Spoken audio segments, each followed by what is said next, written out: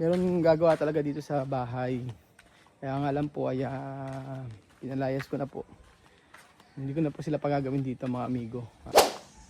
Umaga na naman po mga amigo. Good morning, good morning, good morning. Magandang araw po sa inyong lahat. For today's video, nandito po tayo at tayo po ay magtatrabaho ngayong araw. Ano ba ang trabaho natin mga amigo ngayong araw? Siyempre kung hindi ayusin yung ating bahay. So marami pa tayong kailangan gawin tulad po dito sa ating garden.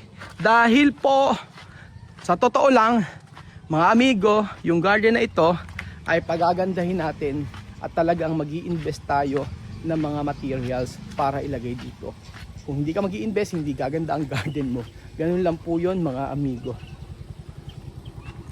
Good morning idol. Ito? Kasi kumain ako eh. Pag nag-rice ka, pwede ka magtsaa. Pagka wala laman ng tiyan mo, ba't ka magtsatsaa? Hindi pwede, alang tutunawin. So, bakit mainit ang ulo ninyo? Magtsaa ka na yan. Hindi na, kumuha ka doon.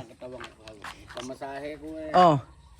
Lalo patas sumakit. Ay, lalo sasakit talaga pagka hindi mo pinahinga yan. So magpahinga ka muna, matulog ka muna dito. So half day kang papahinga. Asan na ba tayo? Saan na ba tayo? O de, sino ba gagawa? Saan ka ba gagawa? Kay Wawi sa akin. Wala pa nga gagawin doon. Bakit lang gagawin? Wala pa namang gamit. Ano gagawin doon? So gawin mo ngayon, siya, yung harapan, paayos mo. Gate na yun. Oo, si Jessie, yung gate. Oo, Yung isa, gamitin natin din eh. ha? Tubo na lang. Oo, tubo. Sayang eh. Meron ba maraming tubo kalaki pogi eh. Marami pang tubo ron eh. Oo. Tapos yung isa magkaplatad sa taas. Tapos ikaw, di magpahinga ka. Tulungan ko na. Tulungan mo na si Jessie para kung masama pakiramdam mo.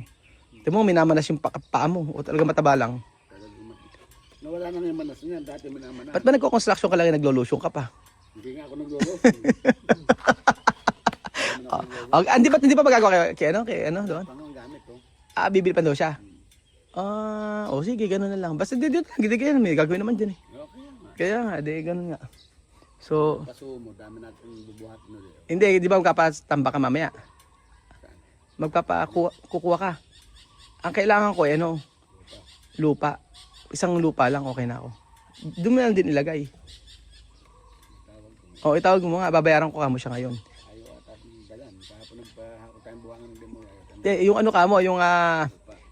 Yung lupa ka mo, babayaran ko siya ngayon. Sure na ka mo babayaran ko siya. Kasi kamo inutang mo kasi kamo lahat ng pera kaya hindi na kapapata. Nakakaba ng utang. May utang nga pala ako sa iyo. So ayan po mga amigo for today's video. Ngayon, nandito tayo at mangungulit tayo. So may papagaway kapatid ko rito eh. And then plano niyang bilhin itong lote na ito. So maganda nga naman, maluwang. Tapos yan. Ay may mga mangga-mangga na hindi naman nalinis sa princess. Yan may mga sa totoo nga pala may saluyot. So masarap po ang saluyot mga amigo. So ayan. Hala! Bakit nasira yung bahay mo? Bakit nasira yung bahay mo? Ayan, nasira mga amigo. Tanggal yung tiles. So andito tayo mga amigo. Alam niyo po ba mga kababayan ko na hindi ko nalaman na yung materials pala ng bonsai ay sobrang mahal. Kasi nung bumili ako ay ang halaga, grabe ang presyo. Pero bakit ba yung bahay may plastic?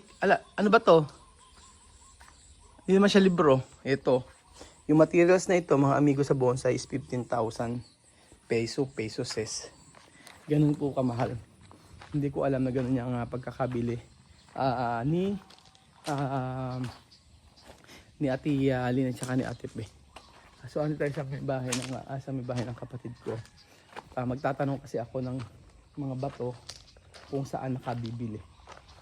So ayan, mahilig siya maghalaman. Sabi ko maglagay siya rito ng maglagay siya ng tawag doon, ng plant box doon. Mura lang naman magpagawa ng plant box. So nakalimutan ko yung tasak ko. Binilikan ko kasi tasak dito. Sayang, oh, ayan. Ewan natin kung makakakuha pa siya ng ganyan tiles dapat, oh. Nasira yung dalawa, bumagsak. Konti kasi yung ano, yung nakalagay na adhesive. Sayang.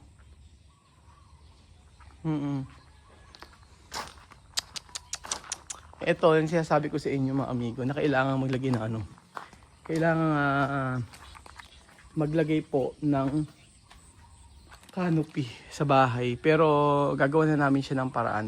Ang ganda ng bahay ng kapatid ko yun. Diba, pinaghirapan niya yan. Madiskarte kasi ya. Madiskarte siya. So sa lahat ng gustong bumili ng gold, i-message po si ako at gustong bumili ng gold. Marami po siyang gold mga amigo na binibenta. Nagbebenta siya ng gold at bumibili rin siya ng gold. Nagbebenta, bumibili ng gold. So ngayon magandang, okay magsangla ng gold yan, napakamura. Pero pagka, diba? Ganun po mga amigo. So ito yung mga halaman natin, ay mga paso. Kailangan kong lagyan ng lupa. Yan po.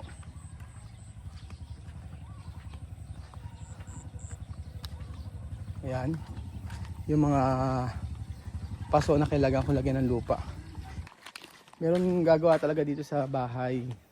Kaya nga lang po ay pinalayas ko na po. Hindi ko na po sila pagagawin dito mga amigo ngayong araw. Pinagpaalis ko po sila. Ayan po. Kanina gagawa sana sila mga bakal eh. Kaya lang po sabi ko umalis muna kayo. So ay nako. Siguro talaga pa nagpapagawa. Talagang darating sa point minsan ganyan eh. Hindi inaasahang pangyayari. So pinaalis ko na po yung mga gumagawa sa bahay at hindi pa po natatapos yung may mga pending pa po doon. Pinaalis ko na po. Ay nako, sabi ko nga po nakakalungkot pagka ganyan. Ay nako. So ito, bumalik po ako sa sa bahay ng kapatid ko. At ay nako, ito ang nakakalungkot na part pagka ganyang, syempre di ba? Meron pang ending kasi ng trabaho ang ginagawa sa akin. Pero mainam na rin at sabi ko ang ganun mali. Sabi ko ang ganun, talagang ganun ang buhay. Agad-agad pinaalis ko. Sabi ko umalis na muna kayo, sabi ko. So ayan po mga amigo. Bakit ko ba sila pinaalis? So ang dahilan po mga amigo, ang pagpapaalis ko sa kanila dito. So ito po mga amigo. So ito po yung kapatid kong scammer. At ito po yung mga tauhan natin na ito po yung mga tauhan ko na pinalayas ko po. Ayan po. Wala akong kabidahan. Hindi ko kaya. Pinalayas ko po mga amigo kasi dito po muna gagawa sa kapatid ko. Ayan po. Wala akong kabidahan. Mamamatay ako mag-isa ron. Wala si Belgian. Sige. Ay de nagpa-change oil kasama si Jemo. So, ito po yung mga manggagawa na talagang 3 oras magpahinga. Tapos po hindi, 3 oras magpahinga, 2 oras magkukwentuhan. Tapos pamaya-maya sasabihin uwian na. Yung mga immortal. Kahit na matanda na, ganyan talaga, malakas pa rin yung katawan niyan. Ay, ba't nilipat yung kubo? Okay. Maganda nga naman. Oo. Sige mo, ikaw? Oo. Ang tanong, hindi ka pantay. Oo nga, dapat nagpatulong ka na sa kanya, papantay. Ala? Sinukat.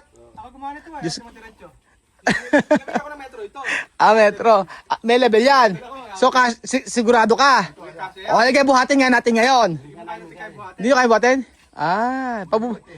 Teka, edi tatawag tayo. Dito si Gemma at si Belgian. Kaya nyo na yan, mamaya. Tingnan natin kung sukat yan, ha? Oo. So, andito po tayo sa hardin ng aking tiyahin. Sabi ko nga po talaga, andito si... Maganda kayo, maaayos. So, ano magagawin dito? Mga close ko na kasi itong mga gumagawa. Sabi ko, ayoko nga mahiwalay din sa mga kasi masarap nga kasama. Walang yabang-yabangan, walang payabangan, walang ganyan-ganyan. Basta kwento-kwentuhan lang, buwisitan lang, mga ganyan. Kaya po naging close na natin. Kaya sabi ko, dito muna sila maggumawa kay Wawe sa kapatid ko. Para, yan, in-order na agad yung kapatid ko ng gamit. Para hindi sila mahinto sa trabaho kasi ayaw nilang lumayo sa Nueva Ecija. Gusto nila dito lang sila magtrabaho. Kasi nga syempre may mga pamilya. Yung isa ay buntis yung asawa. Siya lang inaasahan. Kaya hindi siya pwedeng lumayo. Tapos sabi ko, sige para hanap tayo ng trabaho para sa inyo. Kasi yung sa akin naman, platada lang naman sa taas. Isa lang may gumagawa, may gagawa naman na nun.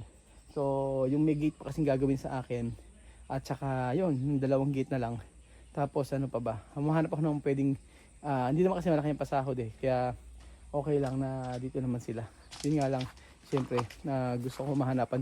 Kaya nga po sa lahat ng mga taga Nueva Ecija, dito Gapan, Cabiao, Cabanatuan, baka meron kayong ipapagawa sa amin na project, itong team na ito mga amigo, i-recommend ako sa inyo at aayusin natin yung bahay na ipapagawa sa inyo. Basta dito sa Nueva Ecija lang, yung makakauwi sila sa hapon mga amigo or lingguhan.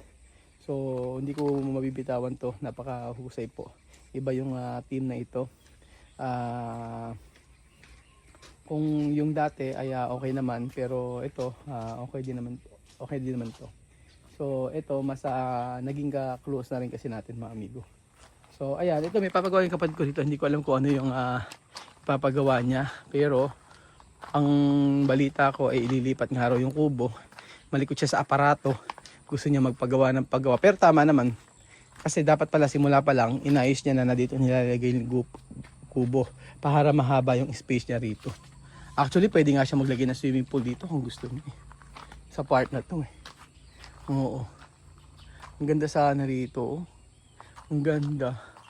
Dapat pala din nagpagawa kapatid ko ng swimming pool. Kasi gusto niya magpagawa ng swimming pool. Sige, go lang kung ano gusto niya. Ganun po. Ang gusto ko kasi rito sa lugar na ito, kita niyo po, ganyan katahimik. Ayan. Kaya ang isa lang na talaga pinagmamalaki ko kami mga magkakapatid yung nagtutulungan at saka nandoon yung concern sa isa't isa. Kagaya kahapon si Kempogi nagpa-check up, ang kusumama si Wawe. Diba pa nagpa-check up si Mama kasama si Wawe, ganun. So wala pa naman silang anak, pero pagka nagkaanak na rin, I pray na magkaanak pa na sila ni Camille, kanyang asawa. So ano ba ito? Ba't may mga mangga? Ano to? Mangga. Ba't binadutan yung mangga? Indian mango. So yun po. So kaya po mga amigo, wala naman siyang masyadong ginagawa. Kaya pinapaganda niya yung kanyang dream house. So ayan po. Ito na naman ang isang eksena na kung saan ay sila ay tatrabaho dito. So nakuha ko yung kapatid ko. Ang ganda. Alam mo, mas maganda nga magtayo ng doon na swimming pool sa likod. Pwede ba yon? Ako Edwin? Maliit Mas ako mas gusto ko doon kasi may puno na. Oo. Ano? Oo, kaya nga, kahit maliit lang mura lang yun Yung isang swimming pool na maliit. Diba? Awe! Kaya naman nun. Oo. Nagtapunan na siya ng tubig. Kaya nga, awe! Alam mo maganda magpagawa ng swimming pool sa may likod mo, maliit lang. Swimming pool sa likod mo. Dito ka pa, ito pinagawa ka dito. Sa kabila. Dini, sa may kubo. Jacuzzi. Mura man ng hill. Hindi na gumagawa. Sila. Magkano ba? De per day lang din. Di ba? Hindi ko Di ba Kuya Edwin yung swimming pool na ginawa nyo, ang ganda magkakaroon ng swimming pool. Oo. Hindi yan. Nawala kasi sa picture, malaki. Magkano yung lupos ng Malaki yun. Kasi Magkano yung lubos pag mga 20, mga ano lang, mga 50 square meter? Hollow blocks lang naman gagamay. Oo. Tapos, tapos papasahurin nyo sila. Per day lang naman ang sahod nila. Ano magpapala sa... Oo. Sino naglalagay ng mga tubo sa ano? Sila din. Pag nakita mo yung mga ginawa ni Ere, mamangha ka. Tapos magbabakal dito. Dalawa kasi tayo. Be, mahal pag pagpapakyaw. Kung sa tingin mo, mga... Mahal pa kaya. Oo. Mga magkano ubusin nito? Ibawa namin kay Chick doon. Oo. Kaya din, magkano ubusin nito kung lalagyan ito? Ito nga maganda wawe, oh. Mm. Ito, magkano ubusin nito? Be, oh, ganda, oh. Ito ang gana. Pag ganito, ha? Simula dito. Ganda, oh. Kalubog. Pwede naman. Simula dito. Hindi pwedeng hindi nakalubog. Nakalubog maganda. Pag nakataas, di maganda yun. Pag ganito. Dito. Yan, ganyan. Ay, ang hollow blocks na yun sa agili Magkakaroon lang. dito kaya din. Magkakaroon ng... Mm. Simula dito, gaganon tayo. Yan, mapaganyan. Parang paleta dito. Magkakaroon tayo dito ng parang ano. Pagban. Yung jacuzzi, maliit. Ay, Jaco. Oh, di ba? Oh. Diba, pag ganun? Magkano ubusin ganon? Sa tingin mo, approximately. More or less. Kayang-kaya mo Expense, yun. tawag mo din. Kaya mo kasi kaysa magpahal papakyaw. Pero square meter ang pakyaw, di ba? Oo.